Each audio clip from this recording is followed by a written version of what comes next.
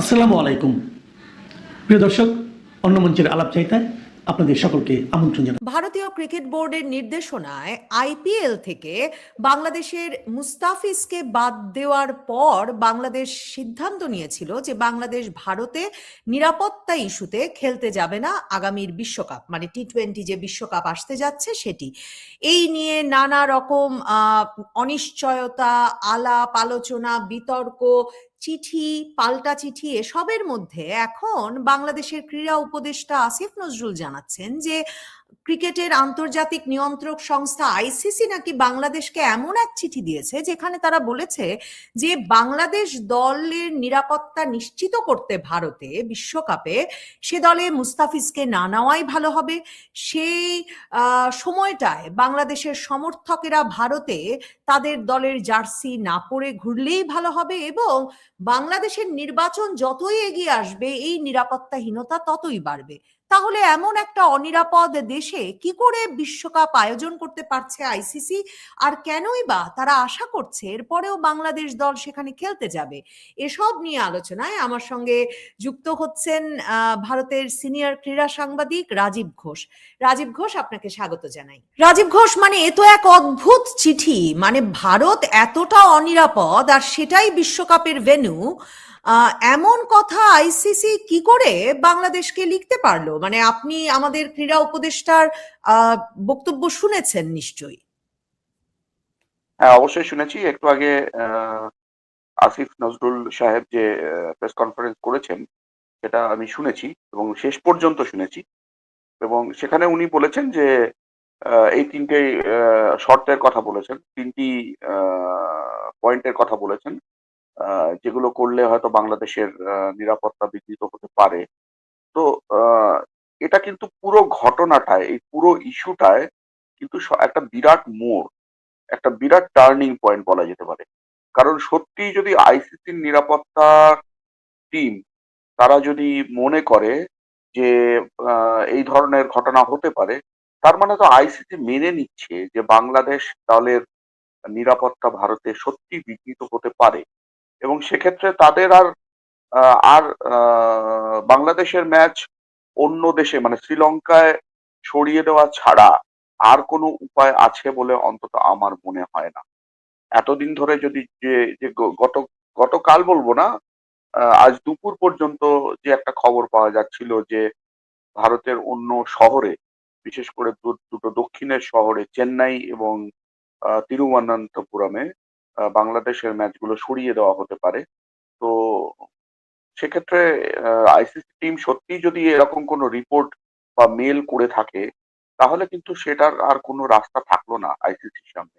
আমার মনে হয় আইসিসি অবশ্যই বাংলাদেশের দাবি মেনে ম্যাচগুলো শ্রীলঙ্কায় সরিয়ে দেবে। মানে কিন্তু ভারতীয় ক্রিকেট বোর্ড তার মানে আইসিসি কে এই কথা বলেছে যে ভারতে আসলে নিরাপত্তা বলে আর কিছুই নেই এবং মুস্তাফিজকে, মানে একটা ক্রিকেট নিয়ন্ত্রক সংস্থা আইসিসি কি এমন পরামর্শ দিতে পারে কোনো দেশকে? আগে কখনো শুনেছেন যে একজন প্লেয়ারকে না আনলে তাহলে দল বেশি নিরাপদ থাকবে এবং সমর্থকেরা যাতে জার্সি পরে না ঘুরে, এবং ভারতীয় ক্রিকেট বোর্ড সত্যি মেনে নিয়েছে সেই বিষয়টা? মানে আপনারা ভারতীয় সাংবাদিকরা কি জানছেন যে ভারত এতটা অনিরাপদ হয়ে পড়েছে? দেখুন, তিনটে যে পয়েন্ট বলা হয়েছে, তিনটে পয়েন্টই বেনজির। এর আগে কখনো এরকম কোনো সিকিউরিটি টিম থেকে, দেখুন এর আগে অনেকগুলো ঘটনা ঘটেছে। বা বিশেষ করে আইসিসি বিশ্বকাপ, আইসিসির ইভেন্টে অনেকগুলো দেশই তারা খেলবো না বলেছে। অনেকগুলো দেশে গিয়ে, যেমন 1996 অস্ট্রেলিয়া তারা বলেছিল যে আমরা শ্রীলঙ্কায় গিয়ে খেলতে রাজি নই। তখন তাদেরকে সেই ম্যাচ ফরফিট করতে হয়েছিল, তখন সেই তাদের ওয়াক ওভার দিতে হয়েছিল সেই ম্যাচ। তো এরকম আরো ঘটনা ঘটেছে। আমি আপনাদের একটা তালিকা দিয়ে দিতে পারি যে কোন কোন সালে কোন কোন দেশ এরকম প্রত্যাখ্যান করেছে কোনো দেশে গিয়ে খেলতে।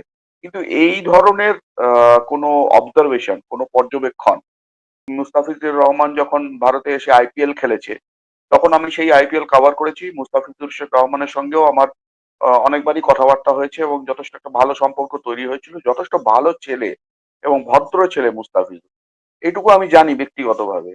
কিন্তু মুস্তাফিজুর রহমান কেন হঠাৎ টার্গেট হয়ে গেলেন, আমি এটা বলতে পারবো না, আমার ঠিক জানা নেই। আমার এরকম কোনো ঘটনার কথা জানা নেই যে মুস্তাফিজ কোনো গন্ডগোল করেছে, কোনো গোলমাল পাকিয়েছে বা কোনো কারোর সঙ্গে অভদ্র ব্যবহার করেছে, এরকম কোনো কিছু জানা নেই। আর দ্বিতীয় কথা হচ্ছে জার্সি পরে ঘোরার ব্যাপারটা তো পুরোপুরি অবাস্তব। কোনো সমর্থককে তো বাধ্য করা যাবে না যে আপনারা ওখানে জার্সি পরে ঘুরতে পারবেন না। এটা তো সম্ভব নয়। আর আমি জানি না জার্সি পরে ঘুরলেই বা কি অসুবিধে আছে, সেটাও বলতে পারবো না। আর নির্বাচনের ব্যাপারটা তো আমি একেবারেই আমার মাথায় ঢুকছে না যে নির্বাচন যত এগিয়ে আসছে তত বাংলাদেশ দলের নিরাপত্তা বিঘ্নিত হচ্ছে কেন, এর ব্যাখ্যাটা কি? এটুকু জানা দরকার আমাদের, যতক্ষণ না জানতে পারছি পুরো ব্যাপারটা। আর সব থেকে বড় কথা, আইসিসির পক্ষ থেকে এমন কোনো চিঠির কথা এখনো পর্যন্ত স্বীকার করা হয়নি। ভারতীয় বোর্ডের দু একজন কর্তার সঙ্গে আমার কথা হয়েছে, তারা বলেছে আমরা আমাদের সঙ্গে আইসিসির সিকিউরিটি টিম এরকম কোনো যোগাযোগ করেনি যে নিরাপত্তা, ভারতের নিরাপত্তা ব্যবস্থা কিরকম।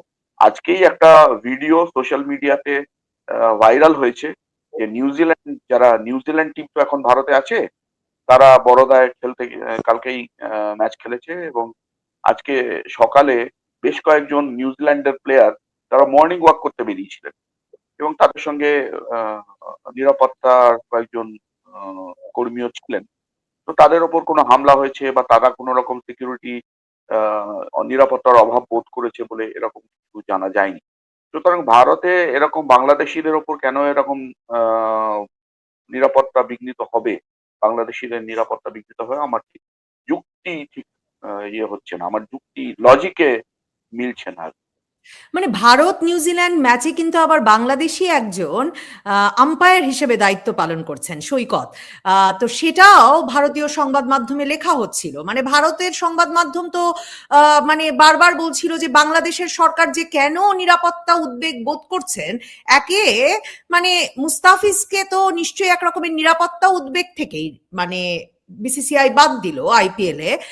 কিন্তু তারপরেও ভারতীয় সংবাদ মাধ্যম বারবার বলছিল যে পুরো দল বিশ্বকাপে এলে কেন নিরাপত্তা বিঘ্নিত হবে সেটা বুঝতে পারছেন না, এবং তার উদাহরণ হিসেবে এই কথাটা বলছিলেন যে ভারত নিউজিল্যান্ডেও বাংলাদেশি আম্পায়ার আছেন এবং তিনি দায়িত্ব পালন করছেন, তিনি নিরাপদ বোধ করছেন।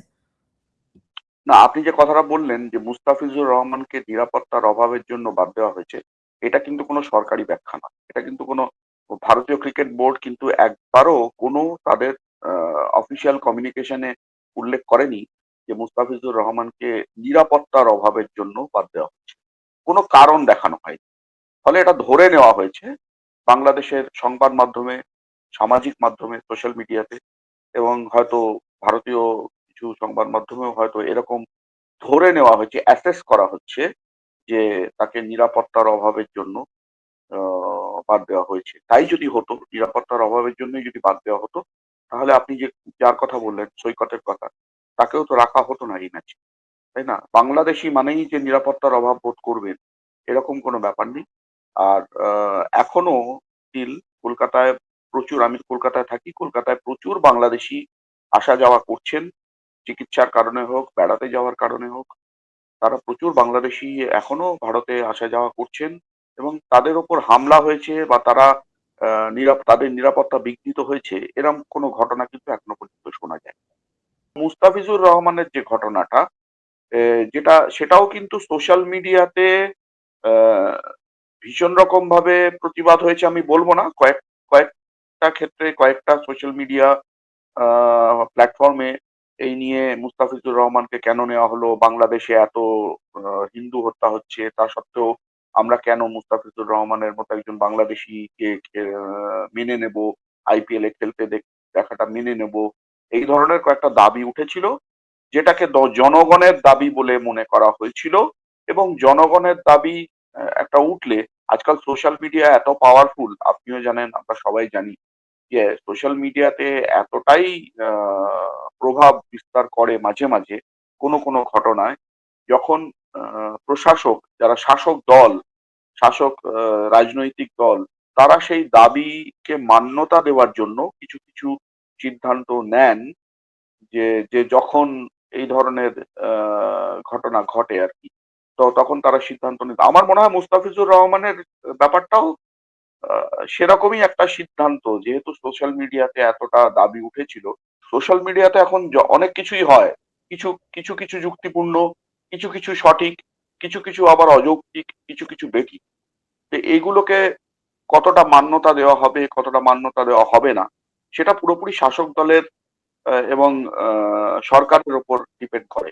এটা এবং সবসময় আমি যে ভারতীয় সংবাদ মাধ্যম, আমার ধরনের এনডিটিভি স্পোর্টসে পড়ছিলাম যে ভারতীয় ক্রিকেট বোর্ডের মধ্যেও এখন একটা মানে তারা বাংলাদেশ যখন ওই মুস্তাফিজের আইপিএল থেকে বাদ পড়ার প্রতিক্রিয়ায় বলেছে যে কিছুতেই ভারতে খেলতে যাবে না, এবং মানে যেহেতু মুস্তাফিজকে দেওয়া যাচ্ছে না নিরাপত্তা, তাহলে পুরো ক্রিকেট টিমকে, সমর্থকদের, প্রেস টিমকে কি করে দেবে, এসব যুক্তি দেখিয়েই। এবং তখন নাকি এই যে রোববারের যে বৈঠক জয়সার সঙ্গে আইসিসি এবং বিসিসিআই এর মধ্যে, সেখানে নাকি একরকমের এই যে বোর্ডের ভেতরেও একটা বিব্রত পরিস্থিতি, যে কে কি কারণে এরকম একটা সিদ্ধান্ত নিতে গেল, মানে মুস্তাফিজকে আইপিএল থেকে বাদ দেওয়ার সিদ্ধান্তটা এই বিশ্বকাপের আগে আগে নিয়েই পুরো ভারতকেই একটা বিব্রতকর পরিস্থিতিতে ফেলা হলো কিনা। আপনার কি মনে হয়, মানে ভারতের ক্রিকেট প্রশাসন একটা বেকায়দায় পড়েছে কিনা মুস্তাফিজের বিষয়টি নিয়ে, একটা মানে হিন্দুত্ববাদী গোষ্ঠীগুলোর একটা দাবির মুখে নতি স্বীকার করে? ভারতীয় ক্রিকেট বোর্ড যখন নির্দেশ দেয় কেকেআর কে যে আইপিএল এর টিম থেকে তাদের মুস্তাফিজুর রহমানকে সরিয়ে নিতে হবে, সেটা কিন্তু তাদের নিজস্ব সিদ্ধান্ত ছিল না, সেটা সরকারের নির্দেশে, কেন্দ্রীয় সরকারের নির্দেশে, ভারত সরকারের নির্দেশেই বোর্ড সেটা নির্দেশ দেয় কেকেআর কে। সুতরাং এটা অবশ্যই এটা সরকারেরই সিদ্ধান্ত, এটা কিন্তু বোর্ডের সিদ্ধান্ত নয়। সুতরাং এই নিয়ে ভারতীয় ক্রিকেট বোর্ডকে দোষারোপ করে কোনো মানে হয় না। তার মানে একটা মানে এই সিদ্ধান্তগুলো আসলে একরকমের রাজনৈতিক সিদ্ধান্তে পরিণত হয়েছে এখন, কারণ ক্রিকেট বোর্ডগুলো কোনো দেশে এই সরকারের সিদ্ধান্তের বাইরে গিয়ে তার মানে এই সিদ্ধান্তগুলো নিতে পারছে না। বাংলাদেশ ক্রিকেট বোর্ডও কিন্তু ভারতে ক্রিকেট দল যাবে কিনা এই সিদ্ধান্ত নেওয়ার দায়িত্ব সরকারকে ছেড়েছে।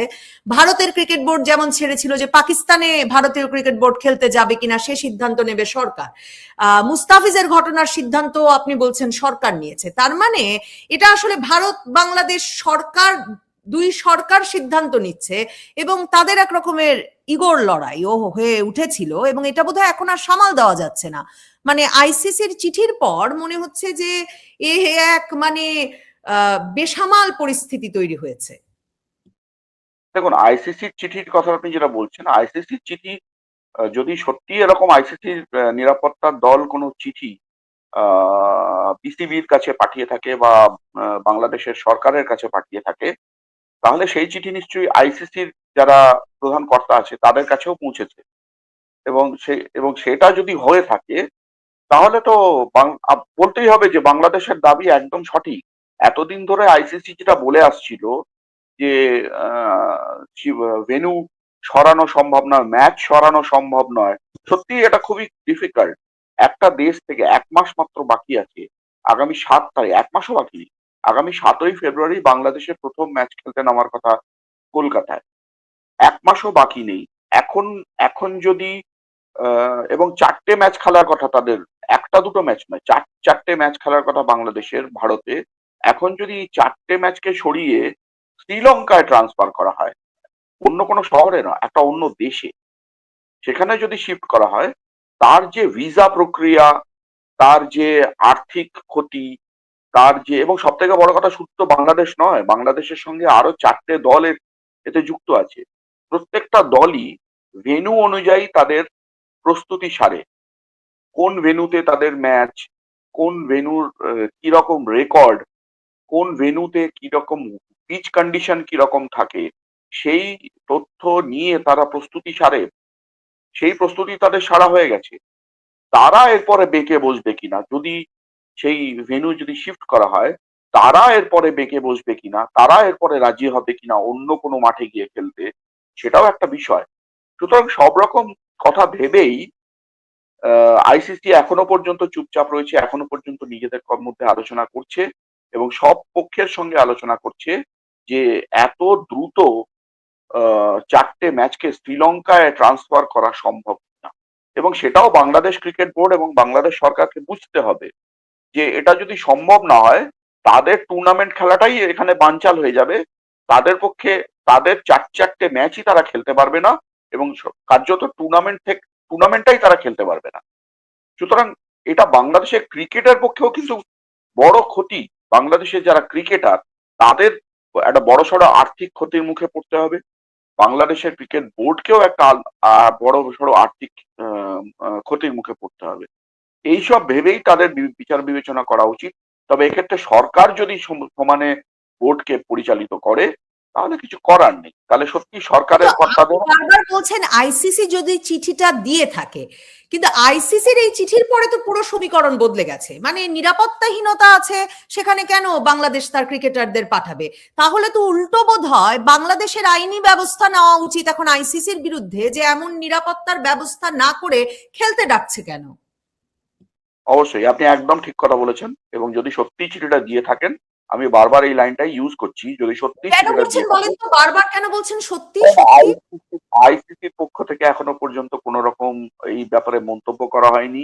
ভারতীয় ক্রিকেট বোর্ডের পক্ষ থেকেও এর কোনো রকম মানে এর এর পেছনে কোনো মানে কোনো প্রশ্রয়মূলক কোনো বিবৃতি আসেনি। যে হ্যাঁ, আমরা জানতাম যে আইসিসির টিম এখানে এসেছে, তারা আইসিসি টিম এখানে আছে, কিন্তু তারা এই বিষয়ে কাজ করছে কিনা সেরকম কিছু তাদেরকে জানানো হয়নি। তাদের কাছ থেকে কোনো রকম পরামর্শ নেওয়া হয়নি যে সত্যি এটা নিরাপত্তা দিতে আপনারা কতটা প্রস্তুত, বাংলাদেশ টিমকে নিরাপদে রাখা যাবে কিনা, এরকম কোনো পরামর্শ কিন্তু ভারতীয় ক্রিকেট বোর্ডের সঙ্গে আইসিসি নিরাপত্তা টিম করেনি, এবং আইসিসির পক্ষ থেকেও কোনো রকম এইরকম চিঠির সত্যতা মেনে নেওয়া হয়নি। মানে এখনো পর্যন্ত কোনো বিবৃতি আসেনি, মানে নেই বলবো না, এখনো পর্যন্ত। ওই জন্যই আমি এই কথাটাই বারবার বলছি যে সত্যি এরকম কোনো মেল এসছে কিনা। এবং আসিফ নজরুল সাহেব যে কথাটা একেবারে শেষে বললেন যে আমরা কয়েকদিনের মধ্যে এই চিঠিটা প্রকাশ করব, তা আজকে প্রকাশ করতে অসুবিধে কি ছিল? তাহলে তো পুরো বিতর্কটাই অবসান হয়ে যেত। তাহলে তো মঙ্গলবারের মধ্যে আইসিসির সিদ্ধান্ত নেওয়ার কথা যে ভেন্যু শিফট হবে কিনা। তাহলে তো এই চিঠিটা যদি উনি প্রকাশ করতে পারতেন, তাহলে তো ব্যাপারটা পুরোপুরি পাকাপাকি হয়ে যেত, একটা পাকাপাকি ব্যবস্থা করে ফেলতে পারতেন। তাহলে তো আইসিসি একদম পুরো সিদ্ধান্তটা নিতে বাধ্য হতো। তাহলে কেন চিঠিটা আজকে প্রকাশ করা হলো না? আমার এটা প্রশ্ন, আমার মনে এই প্রশ্নটা জাগছে। হ্যাঁ, প্রকৃতার্থেই যে আইসিসিও এই চিঠি কেন প্রকাশ করলো না, মানে কেন চিঠিটা গোপনে বাংলাদেশকে পাঠানো হলো, কেনই বা ভারত যারা ভেন্যু পরিচালনার দায়িত্বে তারাও সেটা জানে না, এবং কেনই বা বাংলাদেশের ক্রীড়া উপদেষ্টা এই চিঠিটা প্রকাশ করলেন না, এই প্রশ্নগুলো থাকলো। নিশ্চয়ই চিঠিটা প্রকাশিত হবে এবং বিভিন্ন পক্ষের প্রতিক্রিয়াও জানা যাবে। অসংখ্য ধন্যবাদ রাজীব ঘোষ, ধন্যবাদ দর্শক যারা সঙ্গে ছিলেন।